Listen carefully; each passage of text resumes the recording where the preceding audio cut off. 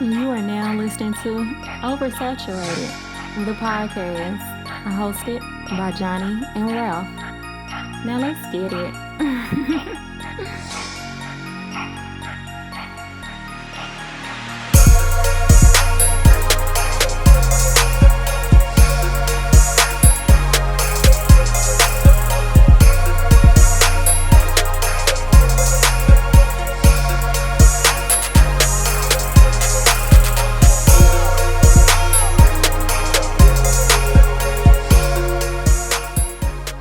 Welcome to another episode of Oversaturated, the podcast, where we discuss music, movies, pop culture, and everything in between. I'm Johnny. And I'm Ralph.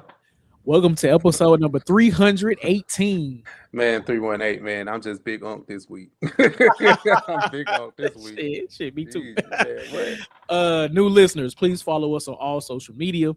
Facebook, just search Oversaturated, the podcast. X is OverSat Podcast. Instagram is OverSat the Podcast. And our email is oversatpodcast@gmail.com. And please be sure to check out our website, oversatthepod.com. Anything you need to know about OS is there. Yes, sir. If you want to follow us individually, I'm the Mind of Ralph across your social media platforms. On X, I'm JON2_ the letter B. On Instagram, I'm JBS_ESL_AAMU. Round of applause, man. Another episode, seemingly another week. Yeah. We back, man.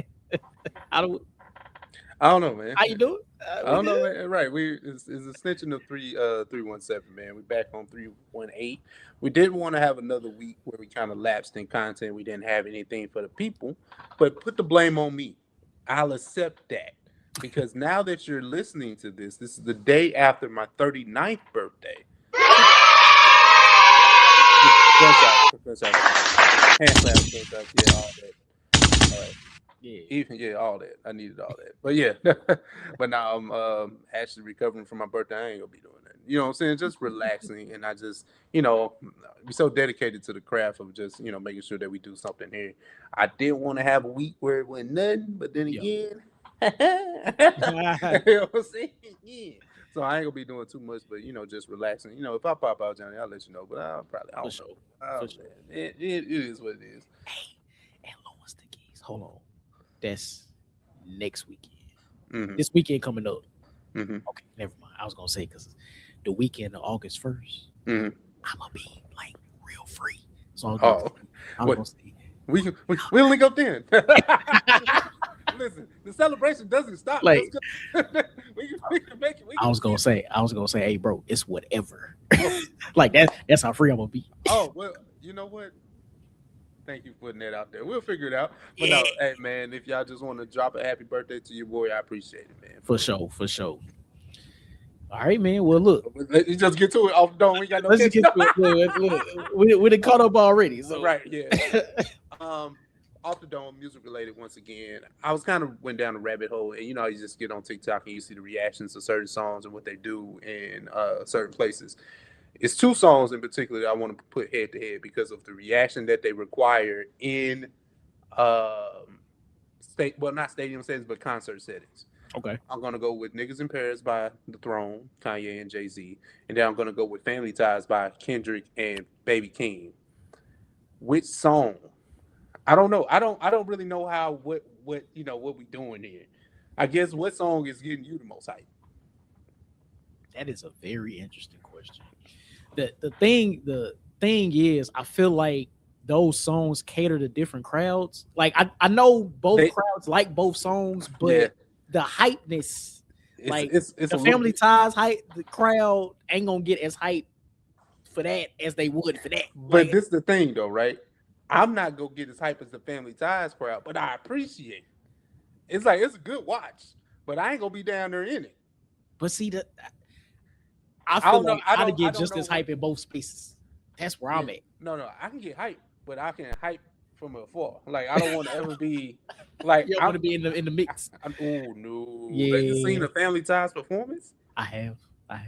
I never want to be in that. Never. That's a mosh pit. Damn near. True. Damn near. I've done enough crunk pits in my day.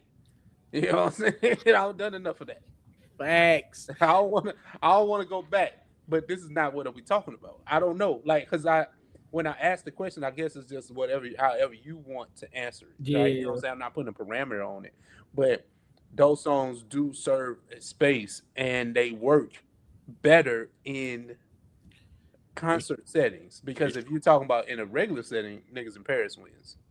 Because it's more like, it's more quotable. I think it's more recitable. It's been out longer, obviously. I think but Family Ties is just more hype. Like, I mean, Baby King was going crazy on that. Baby King went crazy. It's true.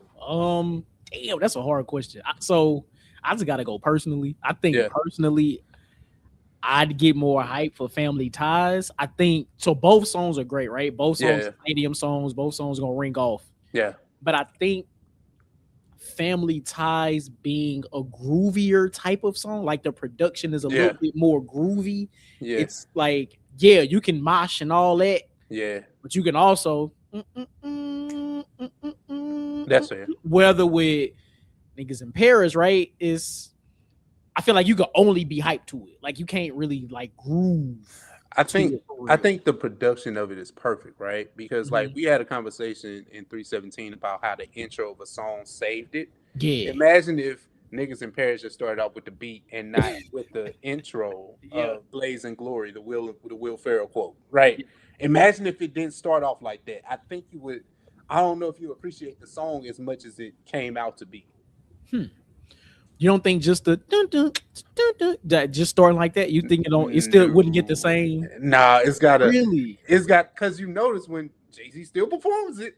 Yeah, like you gotta let that drop. They gotta let people know that it's coming. It's like it's a cold intro. That's a cold producer trick right there. Like you took a quote that it's not even one of Will Ferrell's best movies, right? But people knew it. Like you know what I'm saying? Right. But it's like all that. So I mean, obviously, I'm going toward Niggas in Paris just off of whatever. And I think it's just a little bit more quotable. You know what I'm saying? Because Kanye versus is just like I know Ho don't really they don't rock with each other, but Kanye's verses on there just. Can we get married at the mall? You know what I'm saying? That you gotta crawl for your ball. Yeah. Damn, that over. I'm OD in Paris. I'm OD in France. I thought that I told you I need to get paid. Better lyrical performance, better rap cadences and stuff like that. But if you just talking about everybody can enjoy Niggas in Paris. everybody can enjoy it. I mean, everybody clearly enjoys Family Ties too. Everybody can enjoy it. Everybody. That's funny. Nah, I'm definitely sticking to Family Ties. Okay. Like I just I've never seen any in person. Like I've never experienced them live. Yeah. But I feel like Family Ties will go crazier. I feel like it will go crazy. Listen, I got you. Yeah. Okay, so from Off the Dome, Blurred related, movie related. Probably a conversation that we've hashed out before in the past, but I don't know if we've included all three trilogies. So we looking at trilogies, right? Okay. And it's a one gotta go. Ooh, okay. So we going the Christopher Nolan Dark Knight trilogy. Okay. We're going the Tobey Maguire Spider-Man trilogy. And then we're going the Captain America trilogy. Okay. Of these three trilogies, which one gotta go? My trilogy has to go. What are you talking about? Johnny actually cooked up a question that is impossible to answer. God damn it. Because this is the crazy thing. I don't have an answer either. Like I'm just like we're gonna have to hash this out. Like I don't know. Okay. And the crazy thing is, I feel like it's what this question is going to come down to is who has the strongest second film, because all the second films from these trilogies are some of the best of all time. Yes, some of the best of all time. Yes, that was the point I was gonna go with. I was like, all of them have arguably one of the best movies ever made. Yeah. If you're talking about superhero genre, which is crazy. Even if you put Blade trilogy in here, I wouldn't know. I couldn't have nothing for you. But we'll stick to the three. Yeah. Captain America's third film is such a cheat code. True. It's such a cheat code because it's literally an Avengers film. It has an Avengers storyline and everything. Like, it's pretty much an Avengers film. Dark Knight trilogy. Wow. No. Okay. I know this gonna hurt. This gonna hurt. Uh-oh. I think I have an idea, but I want to hear what you say first. I have to go off of who had the weaker first film, and if we're going off of that, yeah, Cap, Cap, Cap, you know what? Swoop. Because this is a point that I think I can stand on and I'll be okay with, right? Yeah. Christopher Nolan's Dark Knight trilogy is a contained universe. Mm-hmm. Spider-Man, Sam Raimi, Spider-Man 1, 2, and 3, contained universe. Yeah. What makes Captain America's movie so great is the interconnected storylines between other movies in that universe. So that's not a knock, but everything's self-contained in those other two. I think with Captain, the MCU had to be great for those films to work. Oh, okay. Like the MCU had, especially the third one. Come on now. The third one for sure, clearly. But I feel like the first two, you don't feel like, okay, yeah, we know, Howard Stark and all that. Cool. The first we had to set up the story with the first one. The first one is the most mediocre of the three. Mm-hmm. But the second one, even with that, you still got Scarlett Johansson's character. You still got Nick Fury. You still got Sharon Carter. Like, I know these things. Like, I'm talking about characters, right? And I do understand. But at least two of them that I named had crossover. True. I know Sharon Carter was contained. I know Bucky is contained within the Captain America story. I know. Trust me, bro. This is tough. That's a good point, because I was going to say you don't feel like the first two Captain America films are self-contained, but Nick Fury, of course, because Nick Fury is the overarching Black Widow connector. But Black Widow, no, that was a very, very fair point. Very fair point. So, I know, right? That wasn't tough. That was tough. But if we're going off the origin film, like, okay, Batman Begins, very strong. Spider-Man, strong. Captain, compared to the other two. The interesting thing about this is I feel like both Captain America 1 and Batman Begins are both just okay films. That's fair. That's fair. So for me, it comes down to the third film in all franchises. And if that's the case, I know what you. We got to get Spider-Man out of here. That's what I was gonna say. Spider-Man 3, but the first two were so good. I know. But see, that's the thing, though. Are the first two Spider-Man as strong as the second two Batman? I don't think so. You got the Dark Knight and the Dark Knight Rises.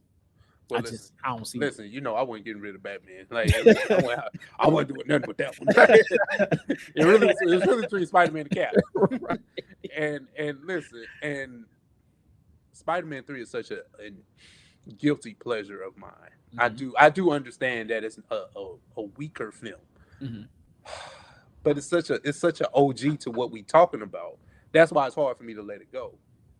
It's just crazy because I feel like Tobey Maguire Spider-Man wasn't. This might sound crazy. Isn't a strong enough Spider-Man, and I don't mean physically strong, but I mean as in character to face three villains in the same movie. Like I just ain't. I wasn't feeling that. Now he needed help. Like that's where the MCU Spider-Man has his faults. He has too much help. It's crazy. Right. He finna have Bruce Banner's help in fucking. But you know what? I think at that point, if we talking about Spider-Man 3, Peter Parker at that point was grown. Like, you know what I'm saying? He had been through so much. This was the concluding chapter, and possibly they was gonna do a 4. So that's why we had Sandman, we had Hobgoblin, and we had who else was in there? Venom. See. Yeah. That was a lot. And that black Spider-Man, man, watch out. Okay. It's cool. It's cool. You know what? I hate that I'm gonna stick to my Captain, but I'm feeling like I'm wrong right now. I'm feeling like I was wrong. Just saying, man, that third Spider-Man was just like, all right, fam, I see what's happening. All right, man, watch out, man. But no, people, that was off the dome, man. Which hype anthem are you going with, Niggas in Paris or Family Ties? Yep. And then which superhero movie trilogy gotta go? Let us know.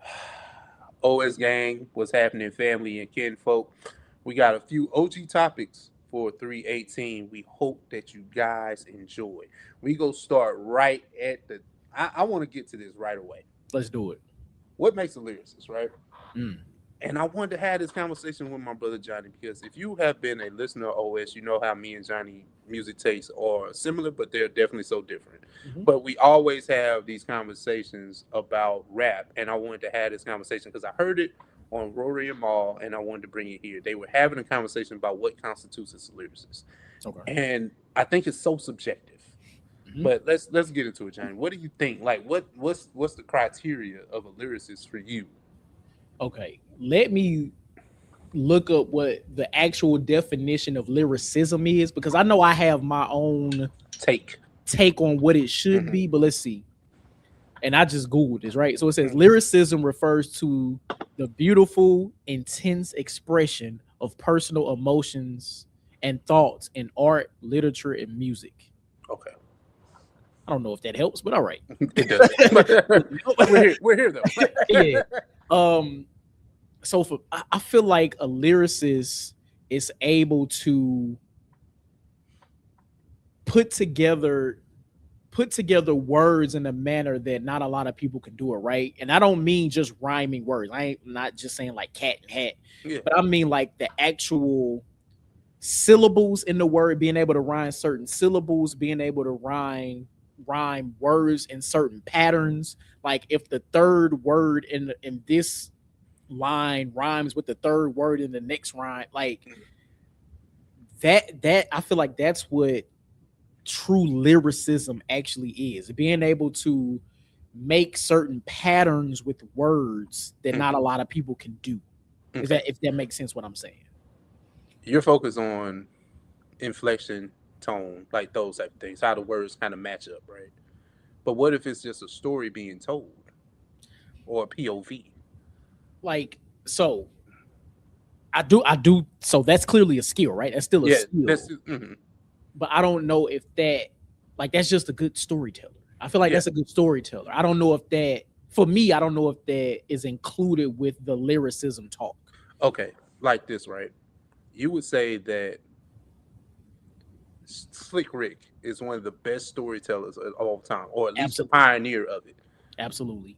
Does he fall into a lyricism bucket? To me, no.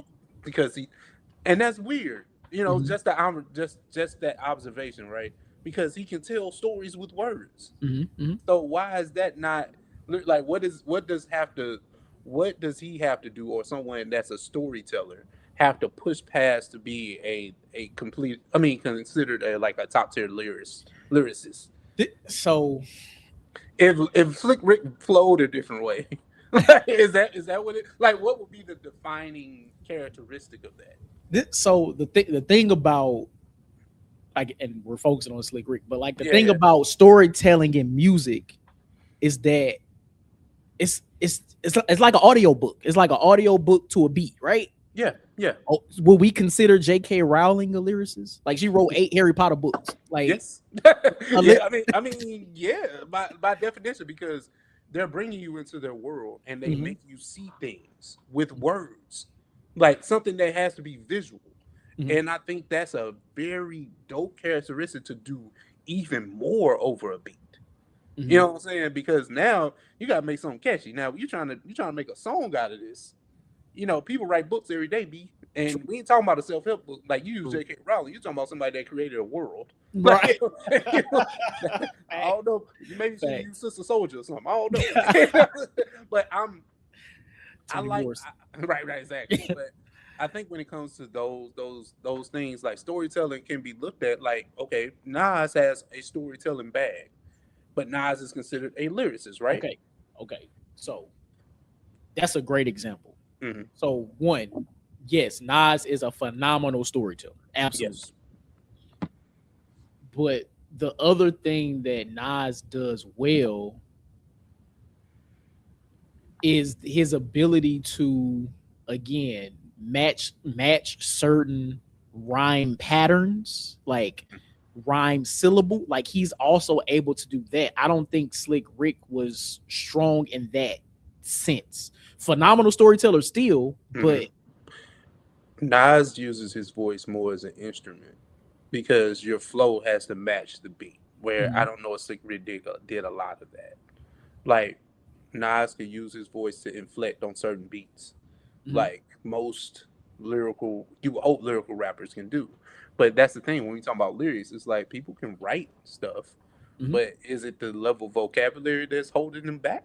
Like, you know what I'm saying? Like, what are we talking about? Like the level of using words? Like, because I don't know, because like the definition of lyrical changes depending on where you're at because of how it can refer to you. Someone could say that like Boosie is a lyricist.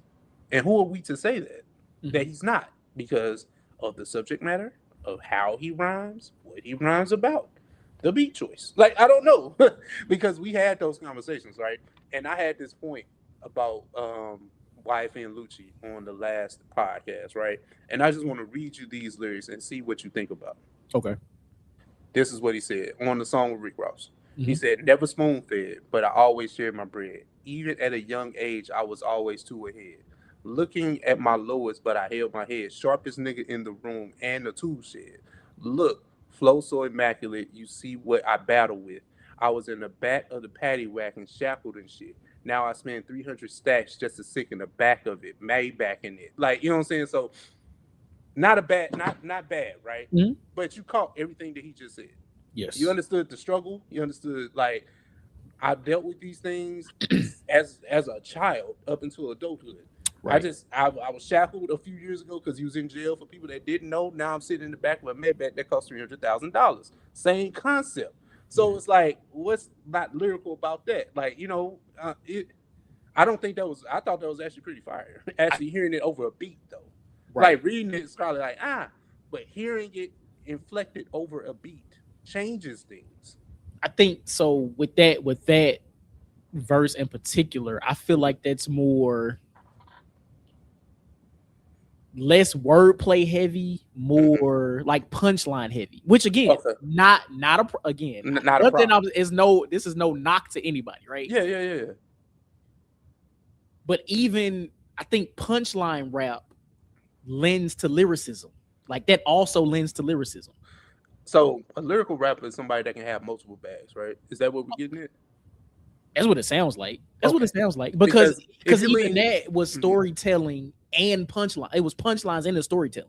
Yeah, because like I try to use grand examples of people that everybody kind of knows and enjoys. So Lil Wayne is probably one of the best punchline rappers ever. Oh, absolutely. So would people consider Lil Wayne like lyrical? Maybe. I believe so. Yeah. Because Lil Wayne has a virtue of storytelling. Lil Wayne has punchlines. Lil Wayne has metaphor similes. All those things that make rappers considered to be top tier and great. And he can make a song. I think that's the other concept too. But lyricists get a bad rap about not making good songs. Because they just want to rap. They just want to tell you that I can rhyme words well. And that's fine. But we didn't come here for that. Right. We got slam poetry for that, big dog. You know what I'm saying? Like if we came here for music, and I understand there's levels to entertainment, and everybody has different musical tastes. So that's not where I'm getting at. I'm not even shitting on nobody, but it's just like we just talking about the art of making music. How does it sound on a beat? I'm trying to think. Because sometimes like your subject matter can be what the subject matter is. It doesn't matter whether it be everyday, over the head, nerd, blurred, drug, dope. It doesn't matter. What does it sound like on a beat? Exactly. And for the most part, listen, even the people today that I don't necessarily listen to, they still make good songs. Like they still make good songs. So so you mentioned Lil Wayne, and the song that automatically popped in my head is Mrs. Officer. What type of song would you consider Mrs. Officer? Would you call that a storytelling song? It's outside of the damn hook. Yeah, it is. It has. It's like a subgenre. It's like it's not storytelling, but it's like love. It's like a love story. Okay, love story. Love story. And it's like a metaphor for, I guess, you know, it's a Mrs. Officer, but you know, you talking about you can lock me up with love or whatever the hook he was talking about. But it's like it's still metaphors within it, so it's a clever play on certain things. But would you call that a lyrical song though? No. So it's like it's very rare that a lyrical song as popular as Mrs. Officer. It's very rare that a song as popular as Mrs. Officer is considered lyrical. Right. Agreed. But I mean, like that's my gauge, right? Now, Lil Wayne, I think most people would consider him a lyricist. Cool. Yeah. But with this song in particular, it's like it's a story, right? It's a story about Miss Officer. Yeah, it's a metaphor for something else. Cool. But they're most great storytellers aren't necessarily heavy on wordplay or punchlines, if that makes sense. Okay. So it's like my thing is, yes, a person could be a storyteller, but not have the punchlines or the wordplay in the story, which is fine. Yeah. Again, I don't necessarily call that lyrical. It's just it's a story. It's a really good story. Really good story. And I think that's where I guess the difference in lyrical versus non-lyrical. And I think people that love certain artists can't be told that their artist isn't lyrical because those lyrics speak to them. Yeah. So who are we, or who are the his, or who are certain people to say that an artist isn't lyrical? Because lyrics still hit you. You said like some stuff can just be vibey, and we can understand that, and I compartmentalize that, put that shit over there. But I'm talking about some people actually put pen and pad and write this shit down. Now, it may not be to your intellect level or what you want to hear, but that doesn't mean it's not lyrical. Like, you know what I'm saying? If that makes sense. Because we have a tendency, you know, talking me and you, we have a tendency to put some stuff down just because, you know, hey, all right, bro, watch out. Like, but that's not, but like, you can't say that this artist is not lyrical to this person that receives it. We just don't receive it. Now, maybe if they conveyed it a different place, okay, maybe we will be a little bit more receptive. But that's just taste at the end of the day. But it's just like when you put lyrical rappers have a bad stigma, just like non-lyrical rappers don't like have a stigma too. Yeah, no, so, that's true. Just because they put all them words together don't mean it sound good. And I've always been on that side. Like, yeah, them words are there. Right. But my boy, that shit don't make sense. That don't make sense. It don't make sense. Just like you would say that the vibey rapper that don't like, all right, but it sounds better than generator, see you later, Bobby later, something later. Like, you know, it's just like, you know, just all right, bro. Man, watch out. Like, you know what I'm saying? Man, watch out. Now the biases is coming. That's funny. That's funny as hell. I don't know. I think most rappers have the ability to be good storytellers, but then also be lyrical, quote unquote, in songs also. And I don't necessarily mean on the same song. Yeah. Like Nas has the song Rewind, telling a story in reverse. Now, I don't necessarily think that's lyrical, but like being able to say some shit from end to beginning, like that's some shit that's unmatched, right? Yeah. I don't know. I don't know. I guess it depends on whatever. Maybe it does depend on whatever the person feel. Like maybe somebody feel children's story, Slick Rick shit. That shit hit them in their soul. Like all right, bet. Cool. I guess that's fire. But it's funny. I want to push back on that point. It's like you can pick one of the best storytellers of all time and use that song, and then be like, it's all right. Like it's not lyrical. What? But like, this is the thing. Because it's not quote unquote lyrical doesn't mean it's still not fire. Like it's still not great. It's still great. Now I'm never diminishing storytelling artists or tracks. Like never. But it's just yes, this is a fire story, but it's a story. Like it's not you know that's it. Not saying that it can't. Not saying that it's not great because it's not a lyrical story, but it's a story. That's it, and that's okay. It's all right. Hey man, let's just get away from this one.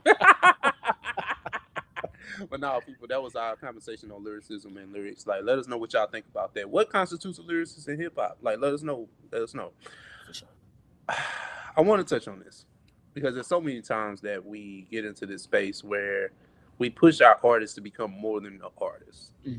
And hip hop, most notably, has made a lot of moguls in the past, let's say 20 years, right? Mhm. Has hip hop convinced us that rappers should be becoming moguls?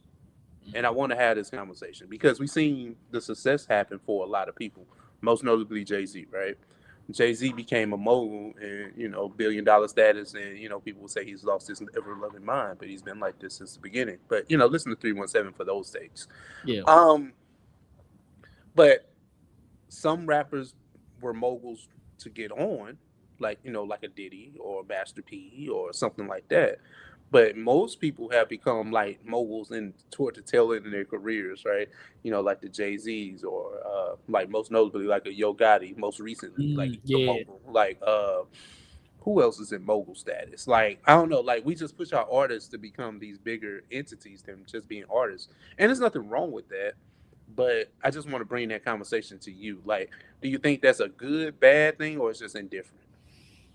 Um, I think it can be a bad thing. Mm-hmm. So we do again. We see Master P, we see Diddy, we see Jay Z, we see Dr. Dre, we Yeah. see Yo Gotti, right? We Mm-hmm. see these individuals become moguls, like because I don't necessarily think that's something. Well, maybe not for Diddy, but I don't necessarily think that's something that these artists like thought about in starting their rap careers, right? Oh, Yeah. I'm going to make sure I have XYZ money and brands and deals and things like that. I think it kind of just happened over time, which I think is a beautiful thing. Shout out Yeah. to them, right? Mm-hmm. But I think w- with our culture or maybe with us, we see that other artists see that and say, "Oh snap, they did it. I can do it too. I'm in the music industry. I'm a rapper. I should also aspire to do that also." Mm-hmm. That's why we see shit the last what 10-ish years. We see a lot of artists getting brand deals with fast food companies, shoe companies, things like that. Like those things are happening also. Mm-hmm. Does that hinder the music? To a certain, I do think to a certain Yeah. extent. To a certain extent. But I'm not mad at newer artists seeing that and saying that's what I would like to aspire to. Because there's nothing wrong with having goals. There's Yeah. nothing wrong with having goals. But then, oh, go ahead. You about to say something? No, I was just thinking. You know how many times we get into this, and I mean these conversations that we hear rappers say, "There's no money in this music shit. There is no money on the side of the stardom of it. Like you can be a star, Yeah, and they'll give you the world, but they'll give you pennies to do that." facts. So how many times have we seen a rapper fight for independence or a rapper fight for something bigger than their catalog? Like we've seen it time in and time out. So I think that we strive like a lot of like the forefathers of this shit never really got their just due. I'm talking about Michael Jackson on the way down. You know what I'm saying? They never really got their just due, and they went to war with these industries that had face like they didn't have a face, and they never really won. And now you see artists that kind of come from a little bit more of the cloth that we're used to. We're raised on hip hop. We weren't raised on the stuff our forefathers was, so we kind of look at this a little bit differently, Right. and we're able to capitalize off of the success of others. So, like, when you see certain artists get into a space where they don't need rap anymore, it's a Yeah. beautiful thing. And we still attach ourselves to the music, but the music has off kind of suffered once they reach this mogul status. Because think about, I'm gonna use Jay Z no more. Let's use Rick Ross. I was just about to say Ross. Yeah. Ever since he got that damn house in Georgia and all the wing stops and checkers, the music ain't been the same. That shit ain't. It ain't been the same. And one thing I will say, and this is kind of tying to the argument, but it's not a rapper. Dream said that the reason that he sold a lot of his catalog is because he needed the hunger again, and you can hear it in the music. He said that on JPP if you because they did an interview, and he said like because remember we talked about on this platform about how all he sold all that what I'm saying he Yeah. was living good off his royalties obviously, but he was like I need to get that back again. So to say that like you had to bet on yourself now that's hey shout out to Dream man. you wrote some of the songs he wrote. Listen, Right. I'll be all right. But no, I think that's his competitive side and the stuff that was in him. He's like, hey, I need to find this back again. And then that's why Love Hate 2 sounds the way that it does to me. Facts. And maybe he's back in the bag of where he can write fully for other artists and get that money back that he didn't already earned in other places. But I think a lot of our rappers lose the hunger that made us fall in love with them as fans when they become moguls, because now they just rich. Now you just a rich And guy comfortable. rapping. Yeah. Rich and comfortable. Where rap and hip hop is from struggle. At least that's the essence of it. At least that's my interpretation of it. I won't speak for nobody else. My interpretation of rap and hip hop is a struggle that I can attach myself to and still want more. Right. That's the spirit of it. But when you reach the other side and you start rapping about art and ownership, and it's a fly way to do it though. But when you just come across as a certain way, I'm like, all right, man, watch out. Like I ain't never gonna own a Picasso, big dog. And if I had the money, I don't know if I want to buy it. Yeah, I don't know either. But I also think we as the consumer kind of push the artist to that also, because think about it. The culture doesn't really respect anybody that's quote unquote broke or quote unquote don't have the money or quote unquote can't do certain things, right? Mhm. So I think a part of it is a lot of newer artists striving to be that, so they seem a certain way to the public. They got to make sure they get the brand deals, whatever they got to do to get the extra money, right? That we know music doesn't bring in. Yeah. To look a certain way. Maybe it's a facade. Maybe it's something they really want. We don't really know. But I do think the way that the culture perceives the artist, I think it plays a role into them needing to become or get to that mogul status. Yeah.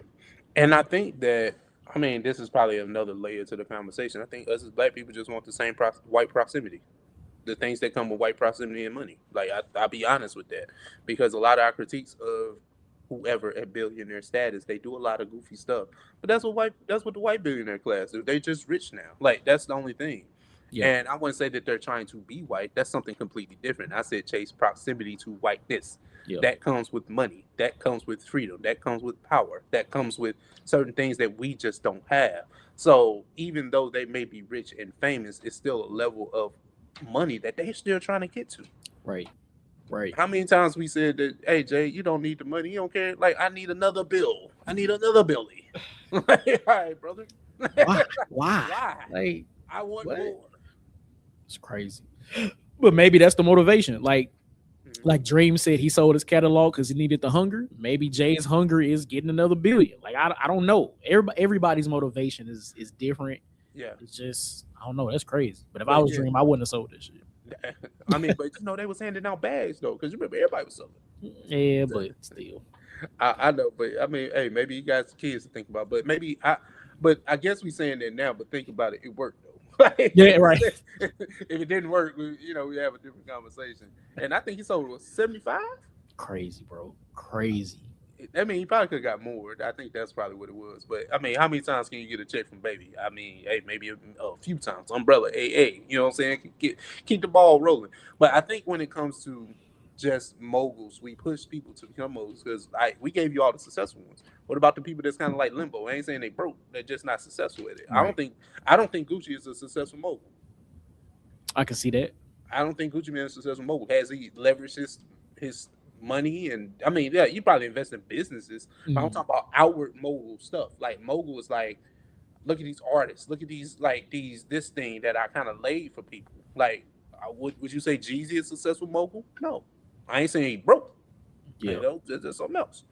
But when you talk about mogul, but that's the other thing. It's like in Jeezy's case, like, do we really know? Like, we know he had, I don't know. I guess it has to be public perception, right? Because he went through the divorce, he had the baby with old girl. I wasn't even talking about his personal. I'm talking about I feel like the outward business, right? Because niggas probably own a cheesecake factory or some shit. I don't know, but I'm talking about when it comes to maybe artists. Let's stick it to there because that's part of your mogul status. That's why you can call Yo Gotti successful with it. That's why you can call Jay successful with it. But think about like a Gucci, all his people dead or locked up.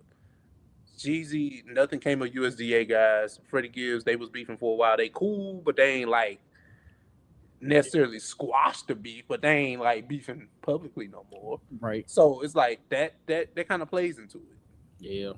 Yeah. I don't know, man. I think the majority of it is public perception as to why these rappers like try to aspire for that. Yeah. But it could just be, it could also be self-motivation. We don't know. Yeah. Hell, social media might be a part of it too. We don't fucking know. Yeah, it does. All this stuff matters. And, you know, hey, it is what it is. But people, let us know what you think about that conversation. Has hip-hop become too littered with moguls? Everybody trying to be a boss? Or, you know, is it a good, bad thing? Let us know.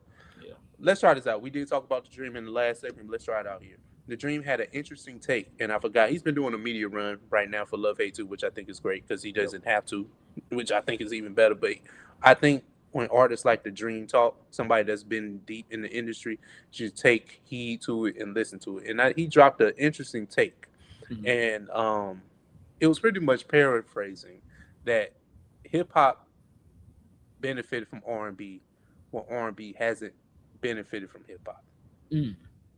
Okay. Where the same things, and then like I understood what he was saying, but I'm paraphrasing. If you want to go look that up, I wish I could tell you the platform it was on, but Dream is everywhere right now. Right. I think that was an interesting take, because how many times have we got on here and talked about how genres have blurred and blended together? How many times have we got on here and said R&B is not what it used to be? And how many times have we said that rap is this? You know what I'm saying? Like it's these conversations keep coming up.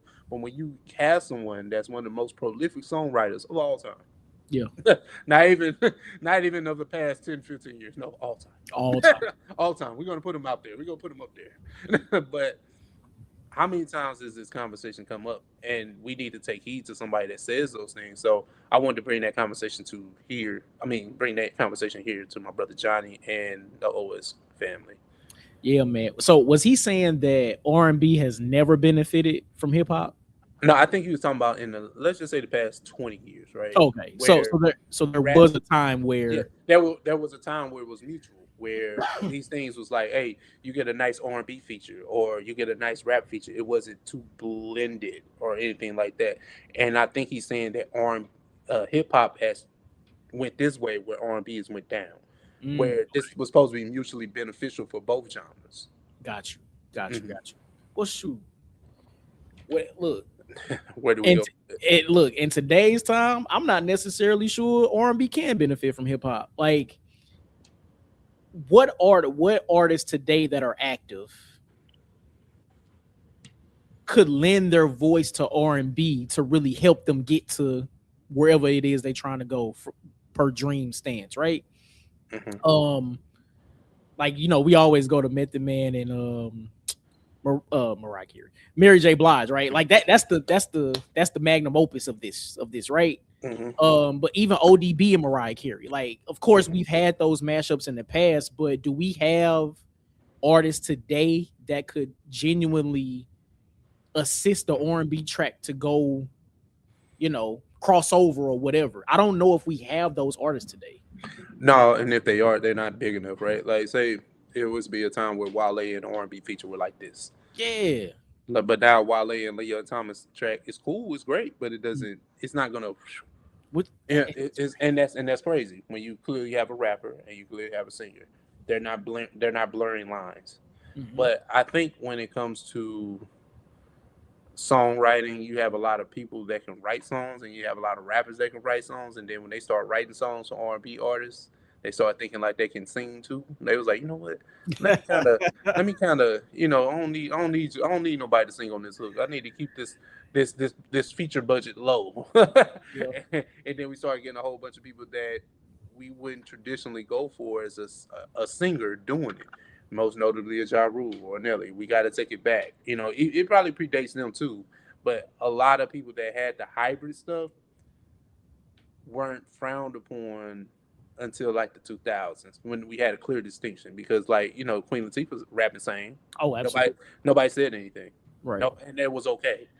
But once we got to that 2000 era where it was a clear line between rapper and singer, all right, big dog. And then when Nelly started doing it, it was like, hey, man, watch out. Like, you know what I'm saying? Ja Rule started doing, all right, man, watch out. But it depends, right? It like the music has to be undeniable for those things to happen. And then two, I'm just I don't know, bro. It's a tough conversation because we enjoy all this music, but it's just like we did enjoy it where there was clear division amongst genres. True, and I truly feel like I really feel like there's nothing that R&B can benefit from hip hop. I really hate to say that, but in today's time, like think about and help me out if I'm tripping here. But Miguel, how many drinks? Isn't Kendrick Lamar on that song? It may be a remix or something. Okay, so remix. But with the remix, what happened? Like Kendrick Lamar, even at that time, was a big enough artist for some type of crossover to happen, but nothing.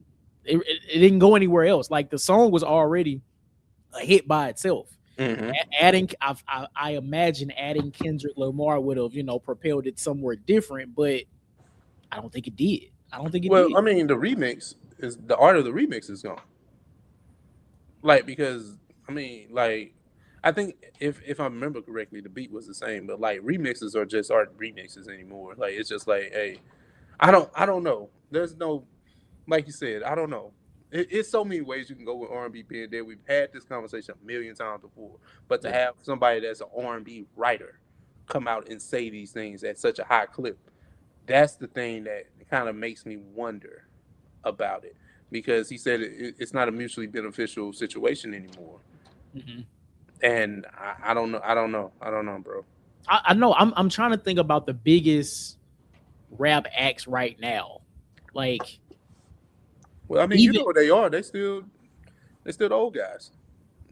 I'm just saying. I don't know. I just don't feel like I really don't feel like R&B can benefit from hip hop like that. Like as far as crossover appeal, things like that. Because hip hop in itself, like we mentioned last year, no top 40 hip hop hits or whatever the metric was. Yeah. But that's where we are now. Like I just don't feel like either R&B could benefit. The thing about true rap R&B collabs, it felt like something that was genuine, not something that, not to say it wasn't forced, but it felt like these people locked in to do something. Like there was a real creative process behind it. But now it's kind of like I got somebody and I wrote a hook and I'm gonna just have Usher sing it. I'm gonna have Summer Walker sing it. I'm gonna have the same people sing it. Rather, y'all don't collab for real. And it's like maybe the songs just don't hit the same. And then now you got people that do both. And that's kind of like what's okay too. I don't really want to hear rappers singing, and I've always been on that side. Even though I might like the song, I just don't want to hear you singing, because I feel like there's a little guy out there that you could have got to croon, croon this part. Shit, that's what Khaled did. What's my man name that did Friday on the God Did verse? I think that helped. Now that helped. Maybe that helped. That helped Friday for sure, because it's not so many times where you get that to really work. And that was 2022. Yeah, that's 4 years ago. Yeah, man. So what we doing? Like I don't. It's like, to Dream's point, as somebody that writes and curates R&B music for the most part, I'm trying to put my finger on how, why. Like, we look to so many reasons as why the R&B genre has failed and why it needs this resurgence and why, things are looking as bleak as they have been, because we haven't had a big R&B act that really was just like sustaining. And then, I mean, the women are doing their thing. I'm not taking away from them. I'm talking about like on the male side. And then it's just the way that songs are constructed these days. We okay with a 2-minute 30 song. Bridges have been lapsed. Like, you know what I'm saying? We don't have artist development. Like we didn't have these conversations before. It's just that he brought in a different element of shifting the blame. He just said that hip hop took from R&B where R&B just didn't benefit at all, which is true. Yeah. Agreed. And not only has R&B not benefited, I don't think at least for the foreseeable future, that they'll ever be able to benefit. If I'm being honest, I don't see it. I don't see it. Because we've birthed too many artists that are just artists, right? They don't want to be fit into one box. I'm a rapper, I'm a singer, I'm an artist. I want to be a mogul. Right, I do. Right, damn, shit. But they do everything, right? And the fact that they do everything, they take the singing and rapping thing and just keep going with it when you're only truly strong at one. Yeah, We let a few people get away with it. You know what I'm saying? And hey, we just let them do it. But you, my boy, or you, my girl, I need y'all to lock in. Focus, twin. Lock in, twin. You know what I'm saying? I need you to lock in on one. lock in, twin. That's funny. And that might be the title. I'm just saying, man. I need y'all to, like, help me help y'all. You know what I'm saying? Yeah. I want to be fans, but I think that the music across the board is just mundane. It's not really as good as it could be. People put out albums full of filler and leftovers. Like, they don't really care. And if they don't care at the top, why should they care at the bottom? Damn. Like, somebody that's on the rise. Like, if you see somebody that's considered an A-list artist in today's climate put out an album full of leftovers and mid, when they have the budgets, that's crazy. Why should I put forth that effort if they got to the top doing this? Which is not true. They didn't get to the top doing that, but they got to the top and now they just, here y'all go. Right. Damn. That's unfortunate. It is. Let us know, people, what y'all think about Dream's take. I know we did a paraphrase of that. Trust me, it's on the interweb. Go look for this right there. Word. But let's try this out before we get up out of here. I wanted to have a fun conversation here, Johnny. Movies that couldn't be made in 2026 because they are problematic plots. Now, we just freestyling. I really don't have a lot of films that kind of fit into that bucket. I was just hoping that we start talking. Yeah. And it just started flowing. Yeah. But I did have one. Let me hear, because I got one too. So let's see where it spiraled to. Okay. I led with Tropic Thunder, and I've heard that before. Tropic Thunder because of Robert Downey Jr. with the blackface, which I thought was still hilarious. This was on the tail end of that 2000s comedy where you can kind of get that off. But right now, if Robert Downey Jr. came out here in blackface, we would not be rolling. Man, what? It don't matter what. Like, listen, we fuck with you couldn't even get a trailer out on that shit if that shit happened. Like, we fuck with Iron Man. We fuck with him. But hey, bro, what is this? And that was right after Iron Man too. Like, that was right after Iron Man. Like, Robert Downey Jr. just got right, and then y'all put him in blackface. Like, come on, bro. But that's the only thing that's bad about the movie. If you want to be honest, like, it's just that. Like, he's like, I'm gonna do this, another dude playing another dude. Like, it's like, because he really was. Like, sidebar, because that reminded me. Did you see that there's a movie about Sylvester Stallone playing Rocky? Did you see that? Yeah, it's a movie. It's like it's a movie about Sylvester Stallone playing a fictional training to be Rocky. I was like, that's nasty. And niggas don't go watch it. Why didn't you just say this is a Sylvester Stallone biopic? Like that's it. What they are doing is Rocky is clearly one of the biggest franchise. Like, I think Rocky is up there if you're talking about like one of the best movie franchises ever. Now, hey, the ebbs and flows of the movies, hey, that's for y'all to debate. But you got 5 Rocky movies, 3 Creed films, and then they getting ready to do that film, and I think they getting ready to do it's a show about the gym that not Apollo trained in, but Creed trained in. Okay. Like, it's like that movie. So you're expanding the universe on both sides. You're doing a expanded show for Creed, and then you're doing a movie about a dude who's getting ready to play Rocky. Like, all right, fam, watch out. Bro, a Rocky cinematic universe is crazy. I mean, he got. It's like you don't think about it like that, but he really got one. Like, it was already crazy when they made Creed, bro. Like, this nigga's an illegitimate son of Apollo Creed, and we read with it. We was okay with it. Why did he have to step out on his wife? Why didn't Stallone have a bastard? Like, Stallone, let's keep it a stack. This is nasty. Damn. No, perspective. Why Rocky couldn't step out on his wife and have a baby? The man, Apollo already died in the films, big dog. He why rehash this for 3 like movies? Saying, Like, that's crazy. He got the brace beat off of him in that ring. He lost his life. Now we're gonna fuck up the legacy. God damn! You see how they do the black man? You see how they do Time. All right, bro. Every time. No, it's okay. All right, so the movie I think that'll get you canceled is bro. Do you remember Revenge of the Nerds? Vaguely. I think this was the very first Revenge of the Nerds. There's a scene where they go into like this fun haunted house thing. Mm-hmm. One of the nerds is in a Darth Vader costume. The girlfriend of one of the bullies thinks it's her boyfriend. They go into one of these rooms and have sex. She thinks she's having sex with her boyfriend, but she's having sex with him. He revealed himself after she was like, "Oh my God, this is amazing!" Like, like that's the R word. Like, that's crazy. Hey man, like that is insane. A lot of old humor is so inappropriate, and I mean, like, hey, if you know better, you do better. And like, sidebar, I'm gonna get back. We gonna get back to this movie conversation. I was watching a rerun of Jamie Foxx the other day. And I think this was the episode where Jamie and Francie had broke up. So Jamie going out to the clubs, they trying to kick it. He kicking it with Mouse and Phil. They outside. And Phil was like, hey, you know what? I got some 17-year-old twins that's about to turn 18 at midnight. I was like, whoa, brother. I was like, whoa.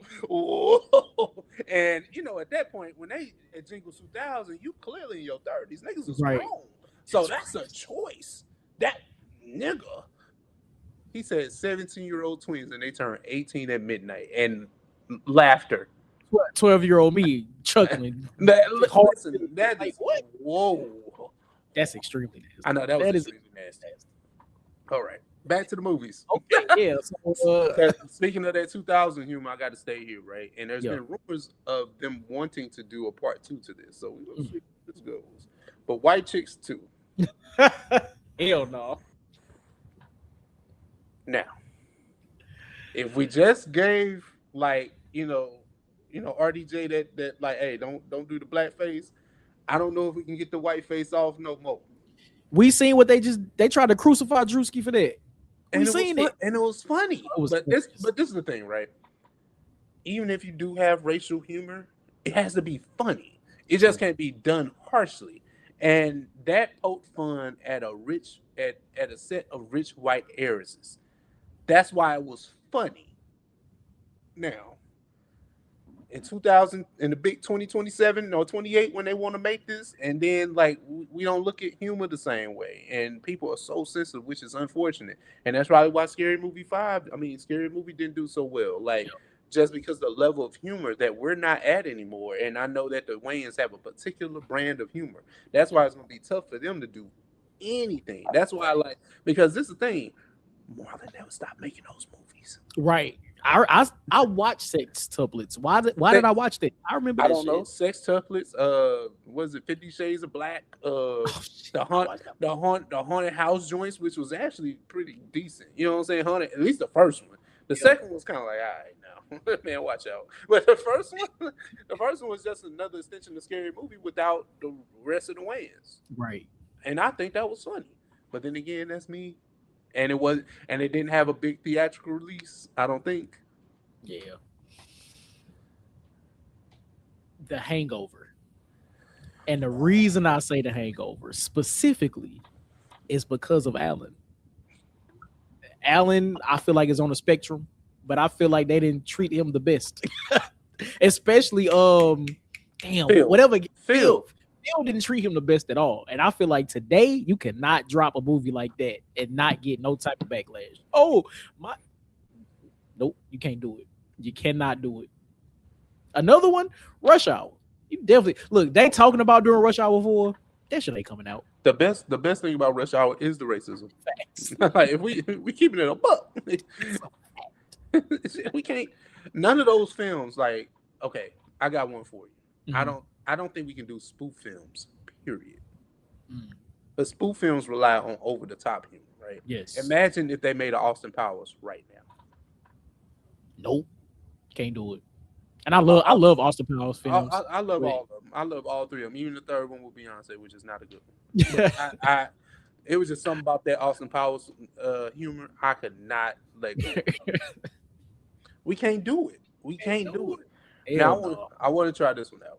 Now, you know, America loves a good racism film, like a good slavery film.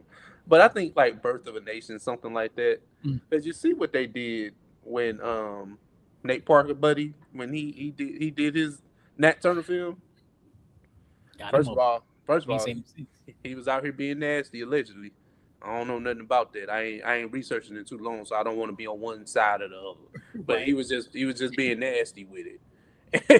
And you know they started attacking their character when he was just trying to tell a black story. So you see what happened when Nat Turner died, bro. Like it didn't matter. Why we got to do all this? Like, y'all love. They made Harriet Tubman like a goddamn. She was like an Avengers film. She was like black. She was like Shuri. She was the real Black Widow. Right. The real one. Yeah, she was outside. It's like I was like, all right, man, watch out. But it's like movies like that where there's a triumph in blackdom, like in slavery and things like that. It's still something that they just don't want to do. And then the Birth of Nations is something completely different. But Birth of Nation was like the wild joint where they really had blackface. Like that was the definition of blackface. The high, like, hey, no, y'all never get that off. And we good on that anyway. We know how this nation is looked up anyway. I don't want to see that shit. No, that's real. That's real. I don't want no. Listen, man. I want a movie where the natives actually win something.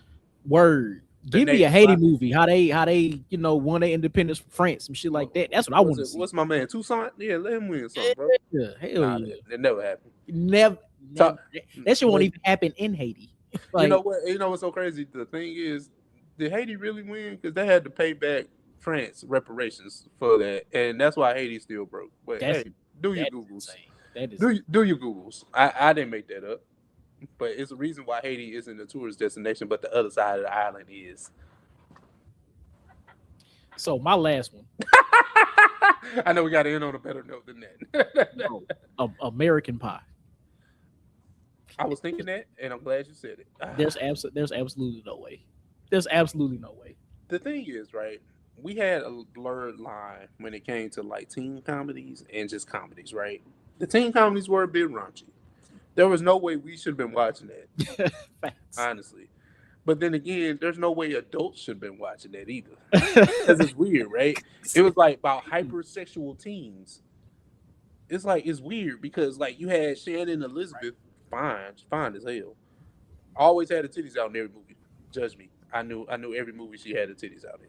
Okay, crazy. But why are we sexualizing teenagers? That's part one. Because that's all the movie was about. Them fucking. Like, them trying to fuck on something. Literally. That's the whole movie.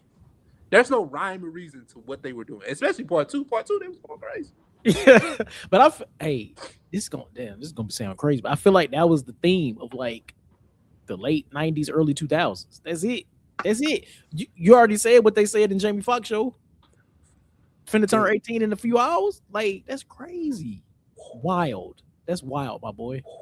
and that was the thing, man. It was like these old freaky writers living their life through this stuff, living life through that pen, that lyricism we're talking about. Big dog, is that lyrics? Is them lyrics?